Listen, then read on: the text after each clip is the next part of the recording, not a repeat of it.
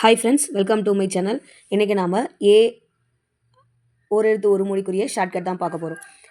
ஏ அப்படின்னா அம்பு, அதாவது ஸ்கூல் புக்கில் இருக்கிற கண்டென்ட். ஏ அப்படின்னா அம்பு, இது எல்லாருமே நம்ம படிச்சிருப்போம்.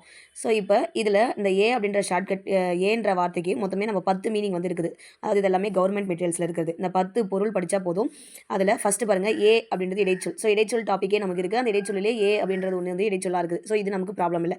நெக்ஸ்ட் அம்புன்றது ஸ்கூல் புக். ஸோ இதுவுமே ப்ராப்ளம் இல்லை.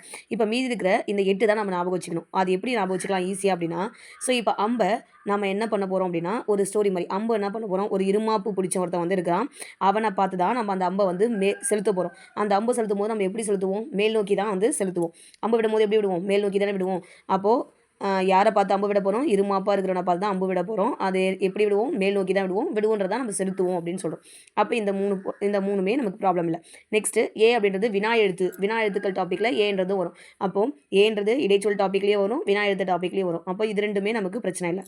நெக்ஸ்ட்டு எதிர்மறை பொருள்னு இருக்குது. ஸோ இப்போது யாராச்சும் ஒருத்தர் வந்து வினா கேட்குறாங்க அப்படின்னா, நம்ம என்ன பண்ணுவோம், அதுக்கு பதில் கொடுக்குறோம். அந்த பதில் எதிர்மறையாக கொடுக்கக்கூடாது அப்படின்னு நான் வச்சுக்கலாம். ஸோ அப்போ வினா அப்படின்னா எதிர்மறை பொருள். நெக்ஸ்ட்டு விழி குறிப்பு. இப்போ விழினானது அழைக்கிறது. யாரையாச்சும் நம்ம கூப்பிடும் போது என்ன கூப்பிடுவோம், ஏ இங்கே வா அப்படின்னு தான் கூப்பிடுவோம். அப்போ ஏன்னும் போது அழைக்கிறோம். அப்போ விழி, ஏ இங்கே வான்னு தான் விழிப்போம். அதனால விழி குறிப்பு அப்படின்றது ஈஸியாக முடிச்சு. நெக்ஸ்ட்டு சிவன் திருமால். சிவன் கிட்டேயும் திருமால் கிட்டேயும் அம்பு வந்து இருக்கும் அப்படின்னு வச்சுக்கோம். சிவனும் திருமாலும் அம்பு வச்சுட்டு இருப்பாங்க அப்படின்றத ஞாபகம் வச்சுக்கலாம். அப்போது இதுதான் வந்து ஒரு எழுத்து ஒரு மொழிக்குரியான 10 மீனிங்கான ஷார்ட்கட்ஸ்.